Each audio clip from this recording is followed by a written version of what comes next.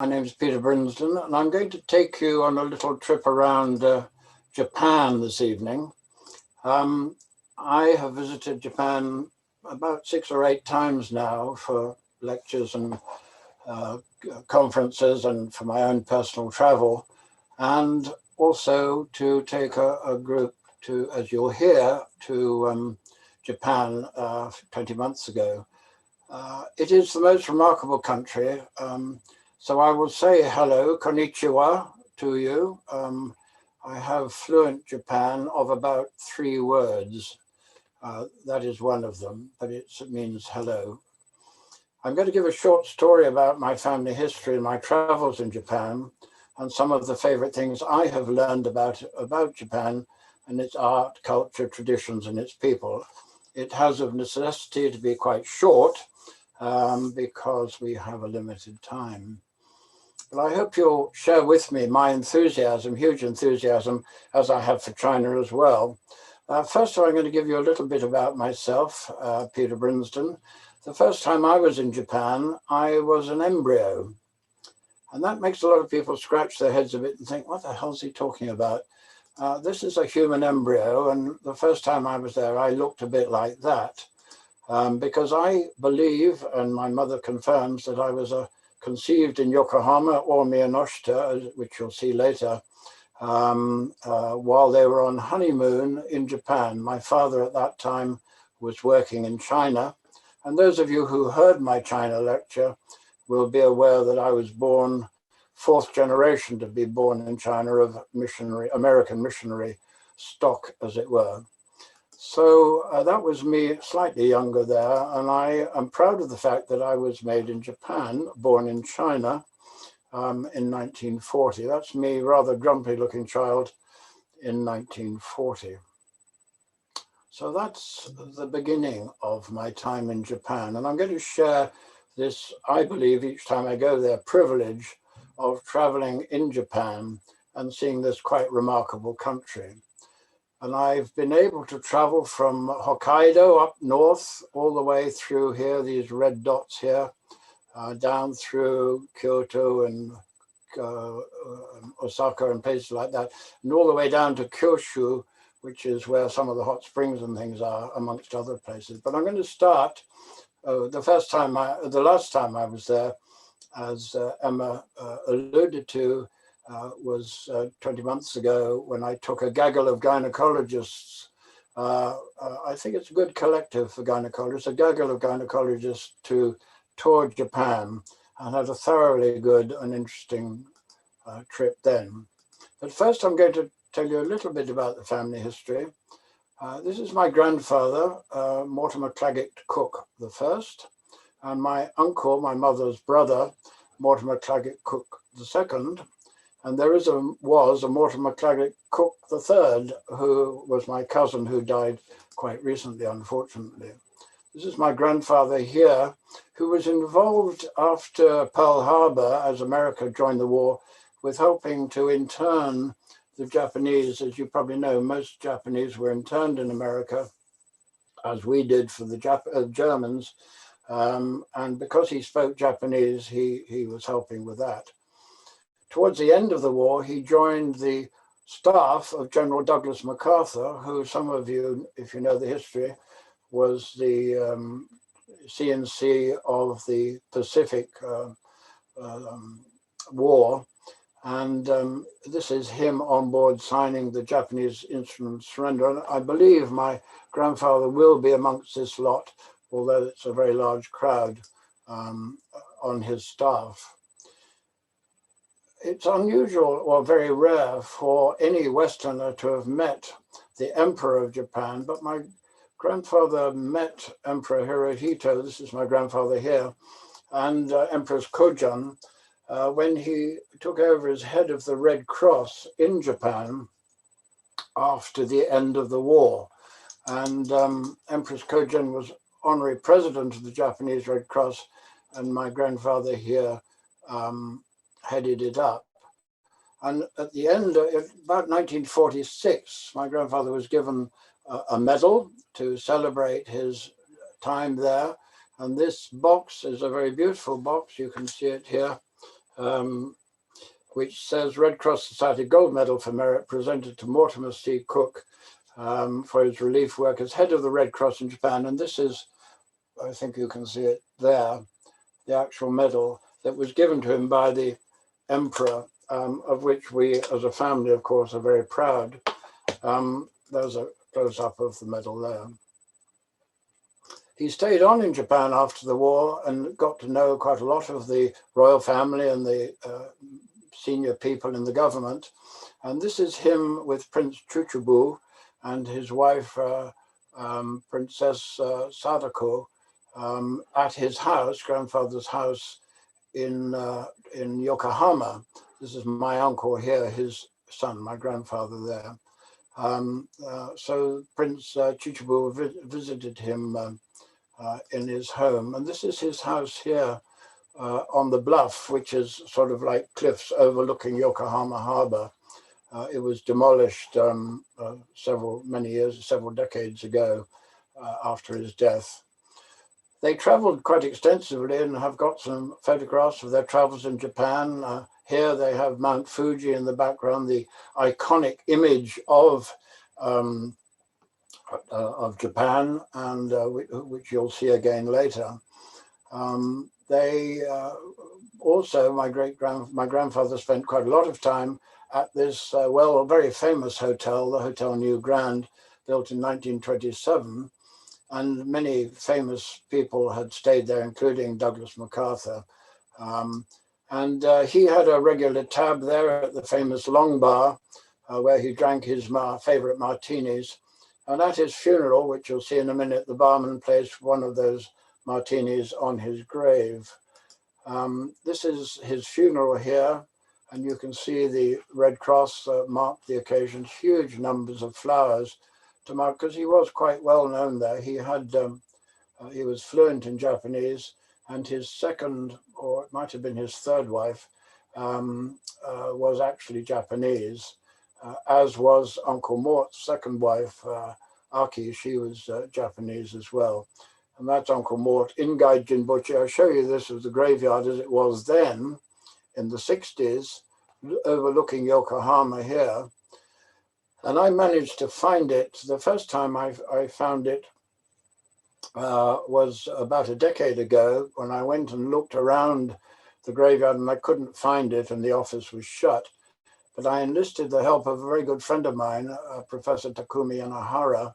And you can see how overgrown the graveyard is now and why it was difficult to find it. But he made the necessary inquiries and found the grave of my our grandfather and uncle here. So I was delighted to eventually find this, Mortimer Claggett Cooke 1 and Mortimer Claggett Cooke 2, and Kuroshana Aki grave there. As always, we usually celebrated our meetings, get-togethers with Professor Yanai and his son, who also runs an IVF clinic in Japan, lovely young man, having a really good Japanese meal. And I think this, from one of my travel books, encapsulates what I think about Japan quite well. I'm going to read it. Few people in the modern world are not affected in some way by the ideas, culture, and economy of Japan.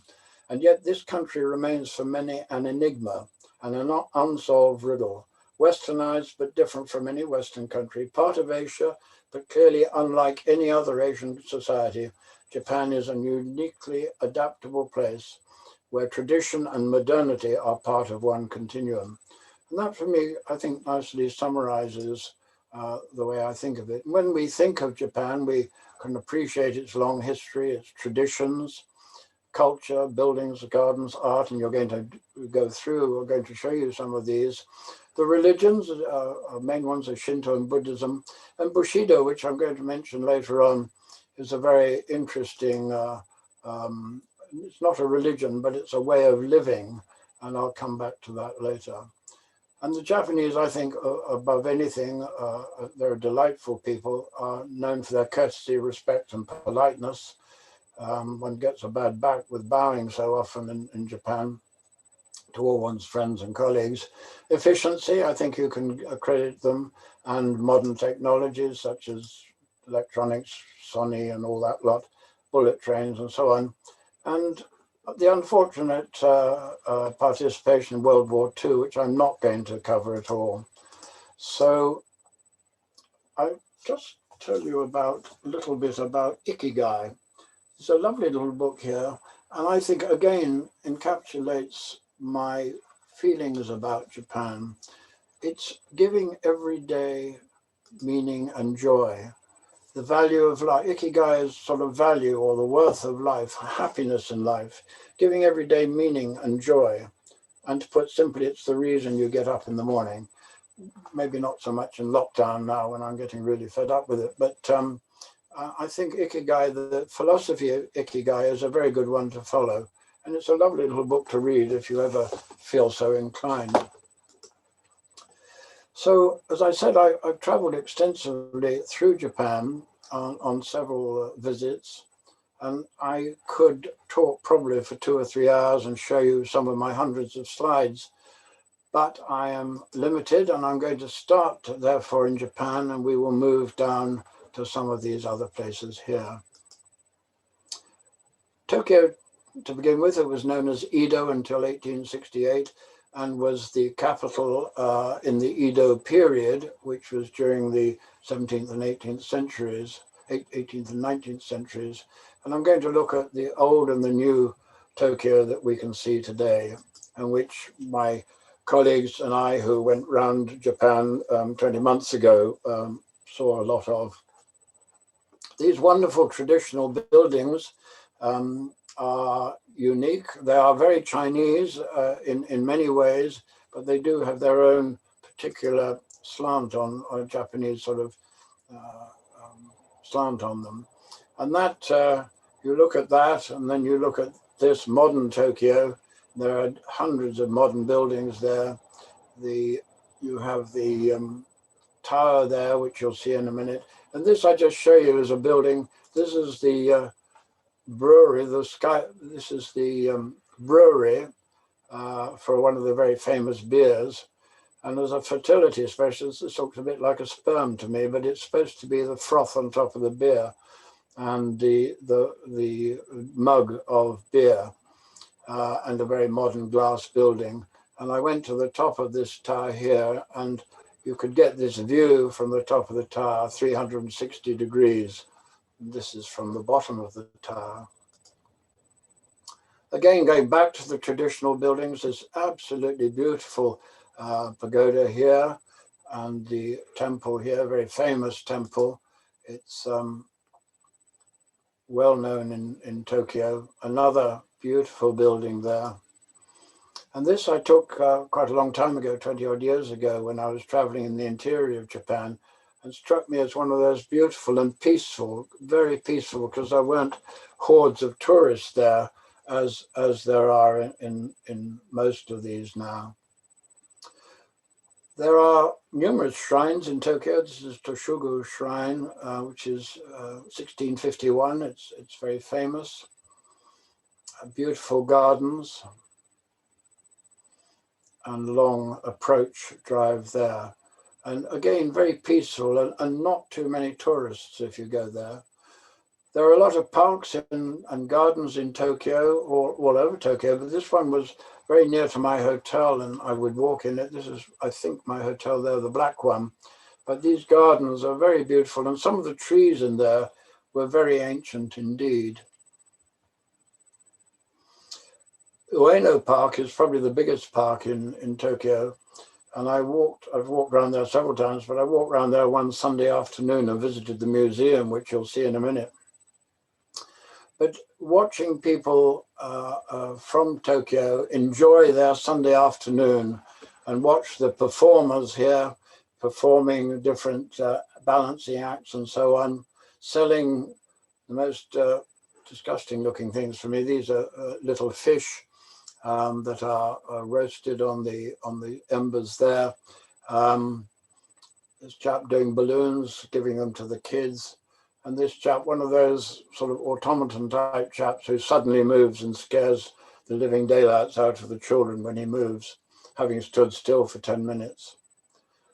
And the crowds, you can mingle with the crowds happily, very safe, very little crime or theft or anything, and delightful, delightful people. On just a tangent at the moment, I happen to be walking through Kobe with our group 2 years ago, when I found this old British consulate, and I had to go in and tell them that the Union flag was flying upside down, which they were rather ashamed of being told. I do it all over the world with hotels, mainly in America, where they fly our national flag upside down. Shopping is always fun. The girls and chaps serving you are delightful usually. Beautiful displays. Food neatly wrapped, very clean, very, very hygienic shopping. It's a beautiful graveyard I came across in Yokohama with the temple and the grave going up the hillside and all the monuments there. There are some remarkable castles in Japan. This is Matsumaya Castle, a very famous one, which we visited. They are very beautiful indeed. This was during our trip in 2019, when we visited, and I just thought the incongruosity or whatever it is of this with this in the background, this beautiful historic building, and shown here with the greenery and everything there. They are really remarkable, and the construction of them is also remarkable. They are multi-layered, and you have the business and servants and things down here, and the knobs would live up here and get up, and the viewing point so you could admire the scenery from the top. The constructions are amazing. The problem is they're nearly all wood, almost entirely constructed of wood, in order to withstand earthquakes, which I'll come to in a minute. But so many have burnt down and rebuilt and burnt down and rebuilt from fire. This pavilion in Kyoto, which was the old capital of Japan, is one of the most beautiful in the world, I think. And I took this picture wandering through those gardens, which are very beautiful. I've got a load of pictures I could show you of the beauty there. Experiencing Japan, the hotels are very modern, some of them, and yet in the modern hotels, they invariably try and have a traditional garden with a traditional bridge and full of koi carp, absolutely dozens and dozens of them in these modern hotels. And wandering through those early in the morning is a very peaceful experience.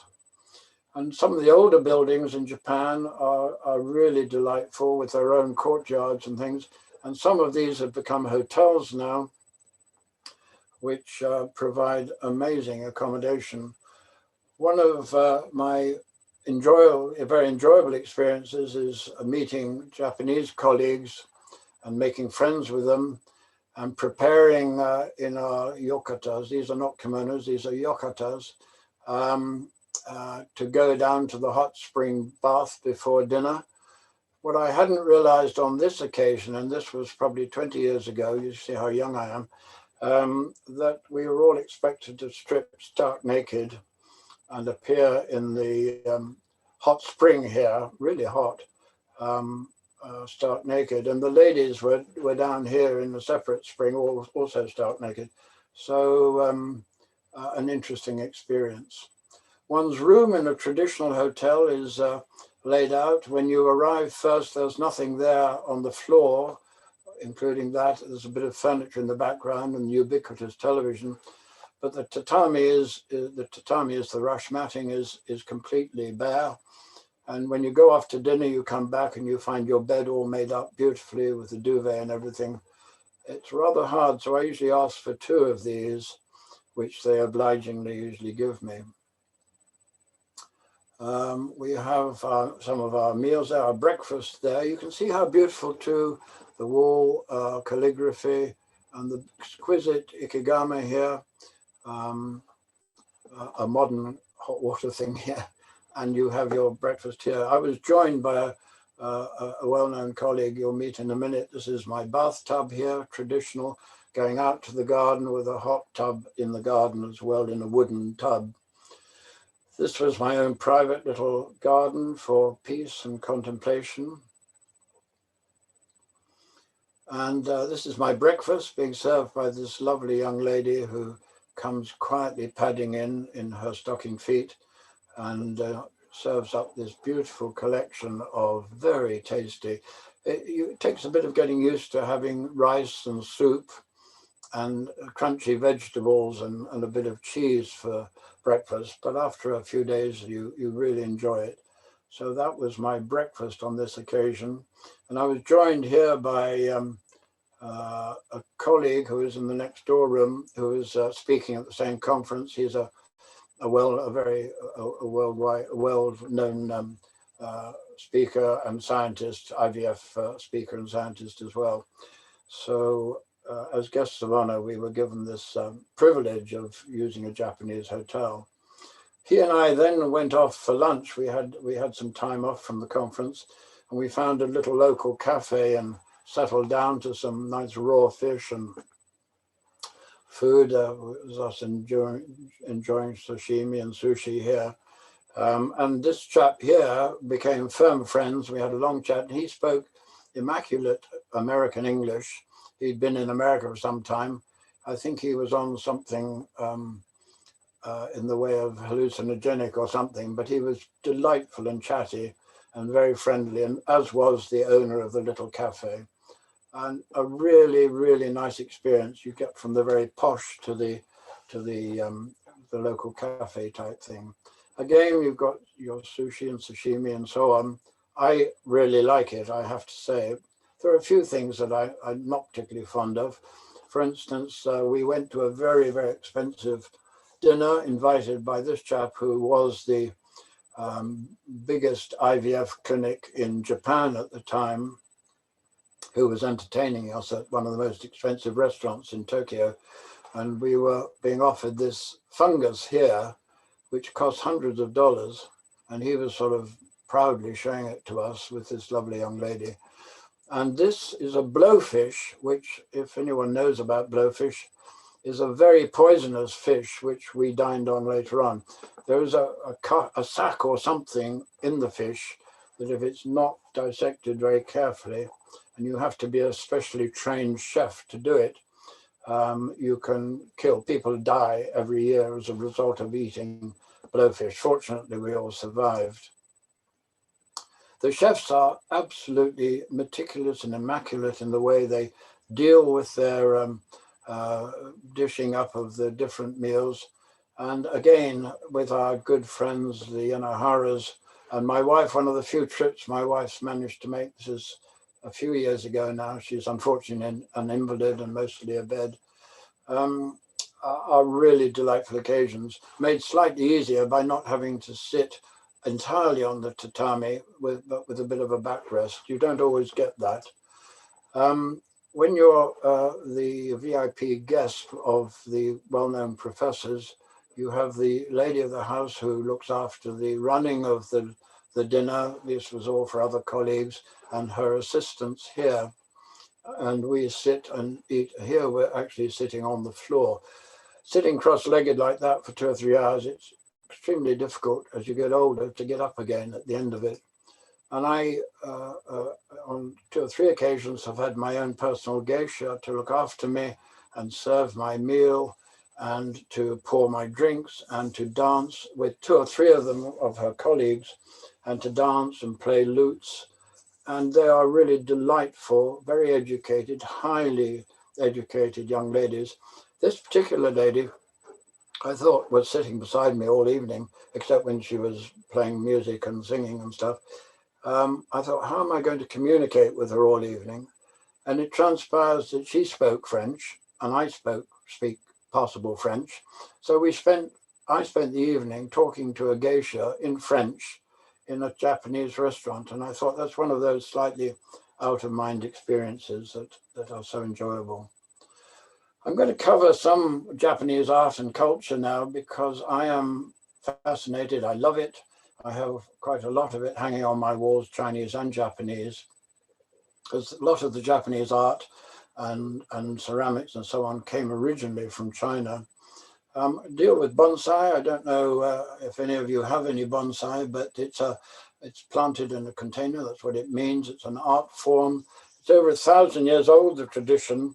And the aim is to create a miniaturized tree, but from a normal sized tree, or shoot from a normal sized tree. And they're not actually dwarfed plants. And you can bonsai any type of tree. I had the privilege of visiting when I was lecturing in Taipei, in Taiwan. This lovely colleague here who runs an IVF unit in Tainan, his mother-in-law is a world expert on bonsai, and she gave me a copy of her, almost a textbook on bonsai. Amy Liang, Professor Amy Liang, a professor of bonsai, and I am totally entranced by bonsai. It is an incredible thing. And I'm just going to briefly go through some. This is a bonsai planted in a rock, a juniper, very, very old, a lot of these. This pine is centuries old. I show this picture. These are taken actually from the internet because they're often set up with a beautiful hanging scroll and some ceramics, and sometimes some ikigai as well.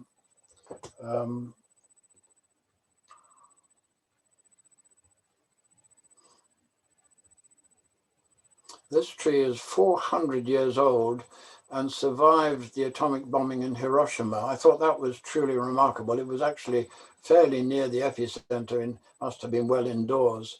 And this one is supposed to be 800 years old, which is unique to that. And this master Koyabashi is very well known in bonsai as well. Ikebana is a lovely, lovely tradition. Some of you will have tried it. I've certainly tried it. The art of flower arrangement. Ikebana means arranging flowers or making flowers alive, which I think is a rather nice expression. And it's a tradition. It's a bit like the tea ceremony. It's a very stylized form of art. And some of the displays are truly, I think, astonishing. I've tried with something very simple like this, but failed singularly for it to last more than a day or two. Irises are a favorite plant in Japan, and I think you will all agree that this is a truly a beautiful art form from Japan. Sumo wrestling. Sumo means literally striking one another, which is what they do. They sort of crash into each other. It's like two chieftain tanks coming together.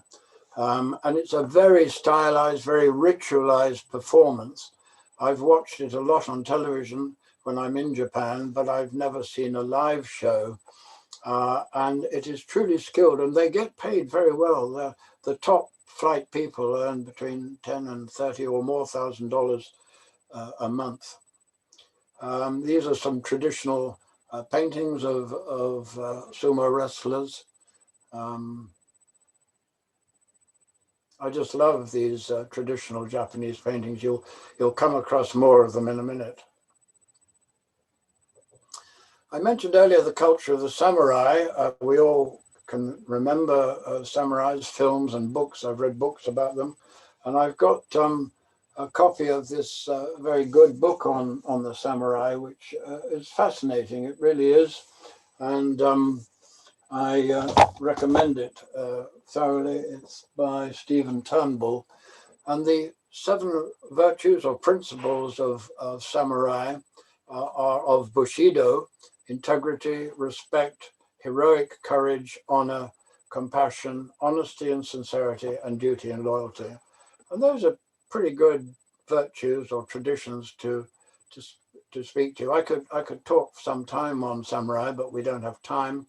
And these samurai warriors were traditionally garbed like this. And these traditional paintings show how some of them were exquisitely garbed, dressed in the past. highly stylized, this, but gives a very good idea of the type of armor they had. And I love the faces in these as well. And you'll come across a lot more later. Again, the face, just amazing. Traditional Japanese art for me is an absolute delight.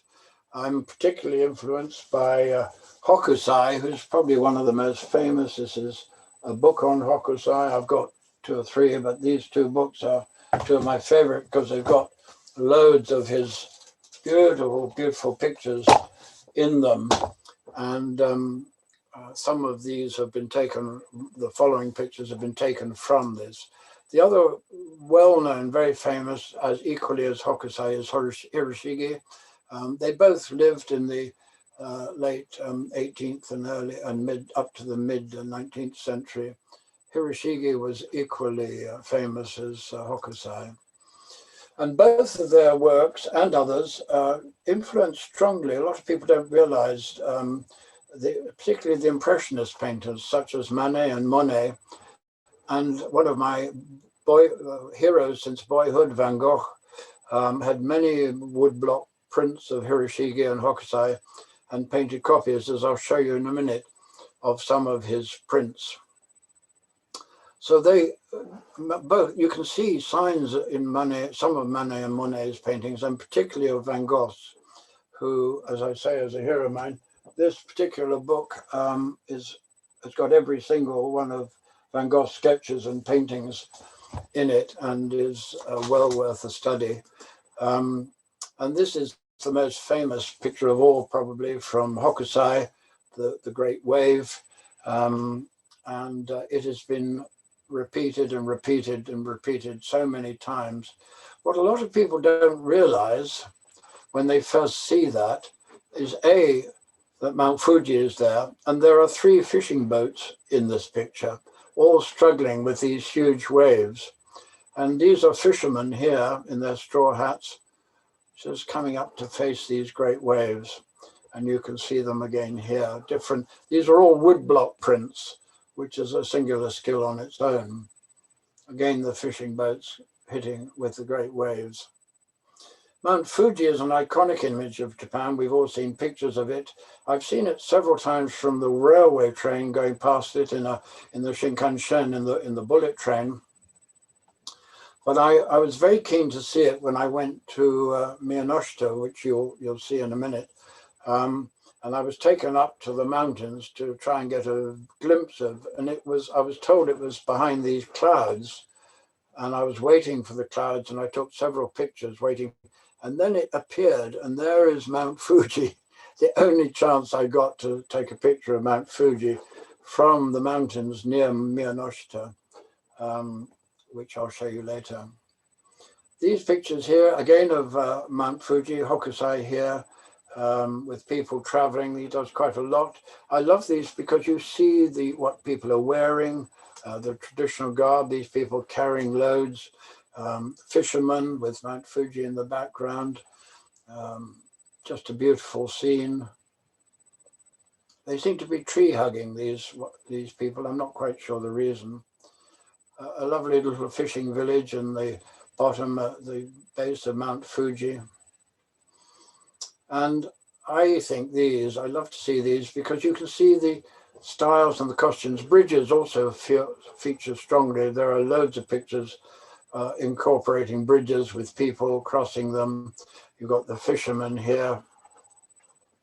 And these I love because you see the people in activity. It looks as if he's pouring out the slops from the washing up bowl. This is their bedding here. And they all lived in these boats. Like they did, I showed you 2 weeks ago in China.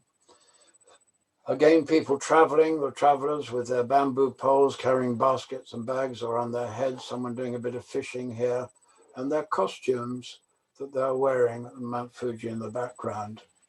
And these lovely ladies admiring the view of Mount Fuji, these weary travelers sitting here, and this old boy here saying, look, Mount Fuji there.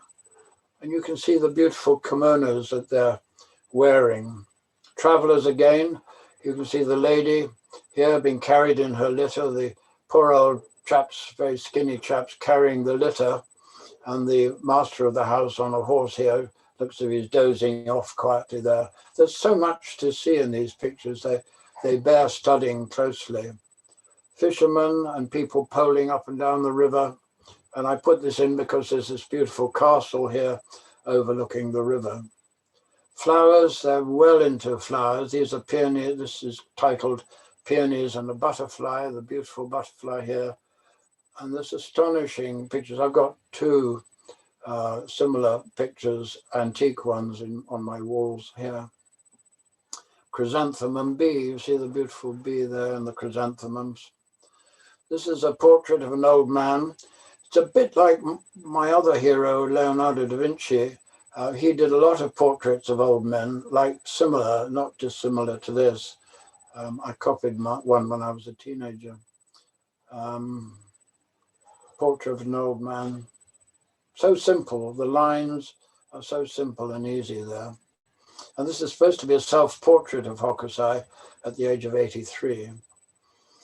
And just to show you the influence on European art of Hokusai, Hiroshigi and other artists, particularly on Vincent van Gogh, I will show you in a minute. And he had a large collection of Japanese woodblock prints, which you can see in some of his paintings.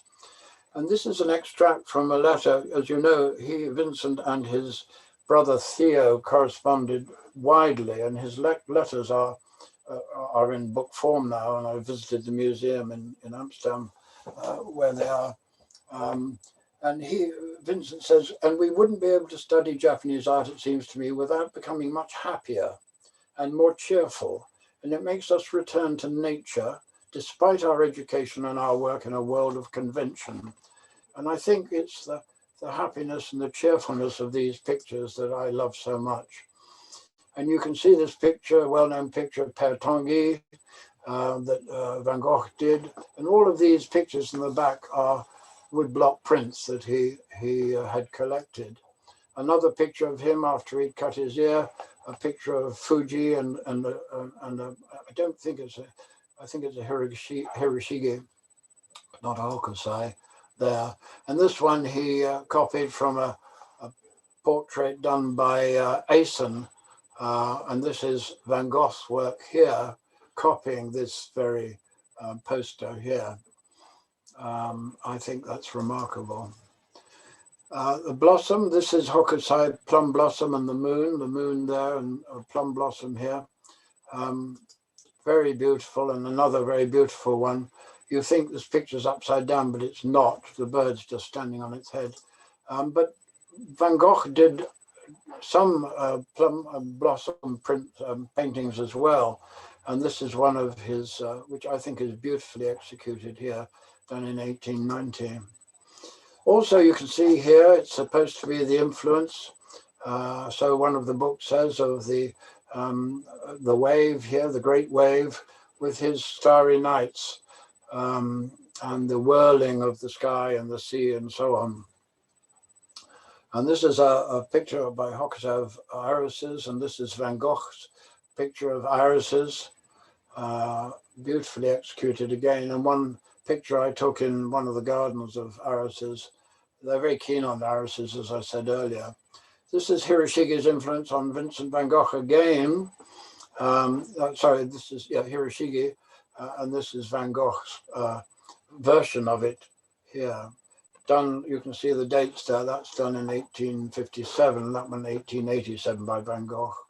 And again here, this is a sudden shower over Shinohashi Bridge by Hiroshigi and Van Gogh here. So you can tell how influenced he was by Japanese art. And this is from the Tokyo Museum of an artist at work. It may be supposed to be Hiroshigi, I think.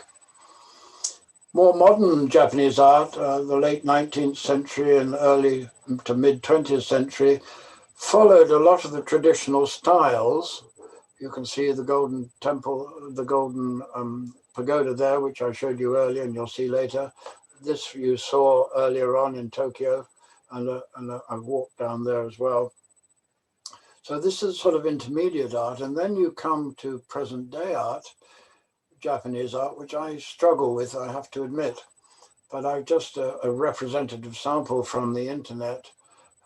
This is calligraphy, which I'll come back to, and very modern art, and even more modern art. You'll see, for instance, this is a pumpkin in the middle of nowhere. It's a bit like Anthony Gormley, or Sir Anthony Gormley's stuff, which he plants men or bits and pieces in different parts. And it's really huge. It's a huge pumpkin. And that's me to size it up for you, looking out over this inland sea here. Matsuyama is a lovely little place. Manga and anime are also art for modern art forms. Manga is these comic books. They are hugely popular in Japan, and there are books that are just full of manga. Anime is the animated cartoon form, and these books are all types. There are crime ones, there are horror ones, there are children's stories, there are modern things for modern teenagers and so on. And manga and anime is really huge in Japan. It's not really my forte, but I bought one of these in a manga bookshop just to have a look at it. Japanese calligraphy, I'm not going to go into huge detail, but it's supposed to, it's done with brushes. It's supposed to evoke harmony and wisdom, beauty and balance in writing. I was taught Chinese calligraphy, which is what Japanese calligraphy is based on, when I was 6, 7, 8. You had to do it on tracing paper over the original, and it was amazing. It's a sacred value intended to each stroke, meditative, spiritual offering. And it's like Ikebana and Ikigai and the tea ceremony. They are spiritual things to do. And I've watched the real experts do this both in China and in Japan. And there are different forms. There's shodo. I'm not going to go into the details, but this is the more traditional style here. Kaisho, which again is slightly more modern. And gyosho is our equivalent. The equivalent for us would be joined up writing. It's much more joined up than the old style. It's called the moving style, which actually, and this is sosho, which is, so there are 4 different types. And this is a bit like shorthand to me, but it's a very old style and traditional, and there's a lot of the Japanese hangings, and is rather lovely. The museum in Tokyo is an amazing place. I've been there 3 or 4 times, and each time I'm delighted. And there's so much I'm going to go through fairly quickly. I'll just point out that these swords were made, this sword was dated in 1393. It is most beautifully made. And this one is from the 11th or 12th century. Can you believe the steel here was layer upon layer and beaten, a layer upon layer of steel. You saw the samurai battle. You imagine going to battle with this lot on. That's their armor. A rather easier, less bulky one is this one from the museum. Netsuke and inros are very well known and very popular. This is the netsuke. They're used to keep a toggle to keep your inro on your belt on the cord here, and they're very, very collectible and very expensive. This is inro with a netsuke there. This is inro are little pouches or bags or lacquer pouches to keep your change in, or your pills or your handkerchief or whatever, and that toggle keeps it on your belt. Absolutely exquisite there. And the netsuke is beautifully carved. Very collectible, often symbolizing old stories. And the inro, there are a huge collection in the museum. You can see me taking the picture in the shadow there. Japanese ornamental, there is a huge amount of really beautiful enamel and gold ornamental crockery, it's an insult, ceramics. This bronze I thought was remarkable. And it's interesting. This is the story of goblin hunting. So these here are goblin hunting on this face of this bronze here. The tradition comes from China originally, but they've made it, these are Chinese bronzes. I've got dozens and dozens of pictures of bronzes from all museums all over China. And again, the casting of these, anything up to 2,500 to 1,000 BC, and the intricacy is quite remarkable. Some of my favorite Japanese art paintings. This is a folk tale, the tale of the bamboo cutter. And if I stood there and looked at it intimately in detail, and there's so much detail in there which we don't have time to go into. This is a beauty with a paper fan and a lantern in her kimono, beautiful. And here's an actor. This is from the mid-18th century in his kimono with his traditional sword and everything there. These are kabuki actors. Kabuki is a form of acting there. I think the faces on these chaps, absolutely, you imagine with about 5 brush strokes or 6 brush strokes, they've got that expression absolutely perfect. These huge screens from the museum, 3-panel screens, difficult to photograph through glass, but they show the costumes and scenery and things from the mid-18th century period. Again, screens, ladies doing a bit of fishing here and out enjoying someone doing some fishing there. They really bear a lot of more detailed study, and I'm sorry I have to rush through them. I'm already running a bit late. Old prints of women in kimonos, the lady of the house having had her bath here, and her assistant, servant here, ladies in their wonderful kimonos. Kimonos are just amazing. These are old kimonos, very traditional. This one looks as if it's got Mount Fuji. I hadn't noticed that. Looks like Fuji there. And the detail on them, and these are silk embroidered kimonos, and the detail on the embroidery is absolutely astounding. Further travels in Japan, I'm nearing the end now, but just a little bit more traveling in Japan. Of all the museums that John Bain's tours took us to, I thought a museum of carpentry can't be that exciting. For them, it would be for me because I enjoy woodworking and wood turning, but it was absolutely fascinating. I've got a lot of pictures from it, but just a few. It shows how they build their houses. No metal, all wood. The only fixings are wooden pegs. And this is how they build their structure with these primitive tools.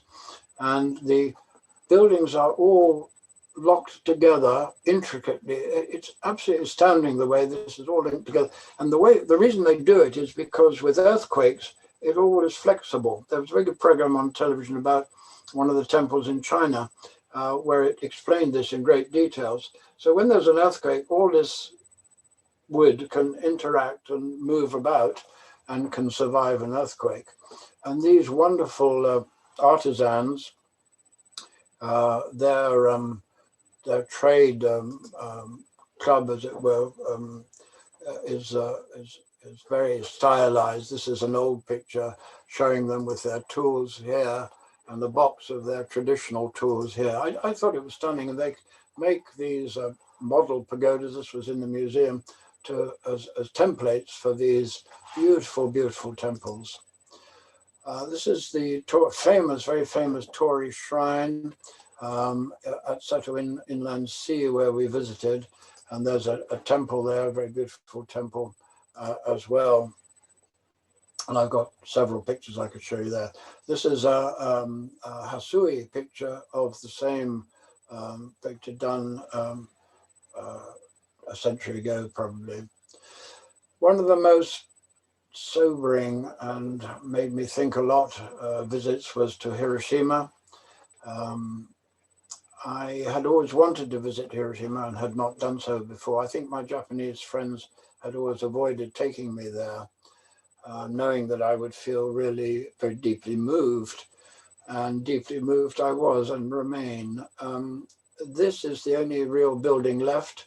This is just a lump of molten iron, just a big chunk of iron that just became molten. and is used as a monument. This is what it was like. This is the same building as that, now in a park to mark the destruction that occurred in 1945. That's the building I took with something pretty to cover the bleakness and starkness of this. And this is the central monument and the time at which the bomb went off. The bomb exploded a few hundred feet above Hiroshima, immediately above this tower here, which is there to mark the bomb blast. What was deeply moving as well was seeing all these wonderful school kids, primary school kids, in their different colored hats. You can see we've got the blue cap school and the red cap school, and there's another one later on, all being led around these park, all sitting very beautifully, very quietly, not nattering away like a load of sparrows. And then coming to the yellow cap school here, coming to the shrine here and putting flowers there and bowing to the ancestors who died in the bombing. You can tell I'm moved by that. Finally, or near finally, I come full circle and visit the probable place of my conception. I went to a lot of trouble to find the romance car to Miyanoshita, which is the little town in Kanagawa prefecture.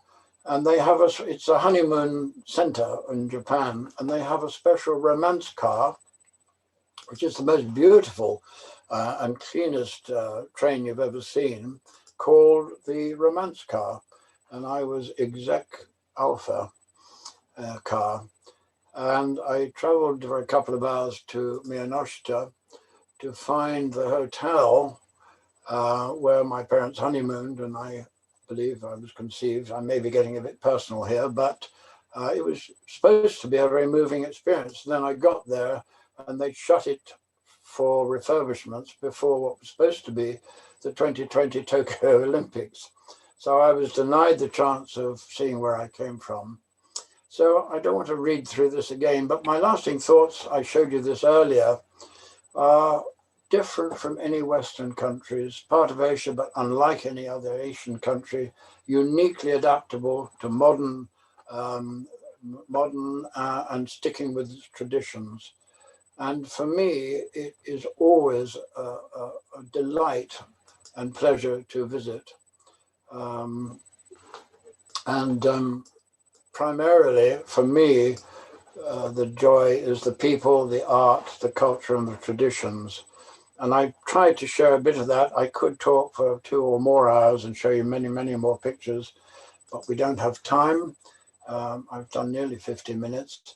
And just to mention, I took this gaggle of gynecologists around Japan in June 2019, and our guide was a lovely lady, and she gave me this little, somewhere, oh, here it is, this little tag. And it says Ichigo, Ichigo, Ichi-e.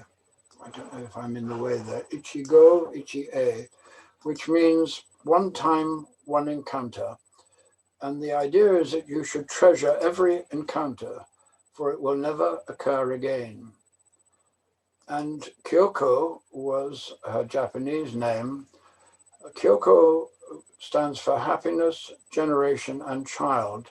So happy child for generations. And this is, we called her Coco, and she accepts that, the most delightful lady who was our guide, and I was the tour leader for this trip. And she will always be remembered for me. So I say arigato godaimasu. I leave you with this beautiful, probably one of the most beautiful buildings in the world, for a beautiful people, a beautiful country, and one which I shall always treasure, having had the privilege of visiting. So thank you for listening. I'm happy to take any questions.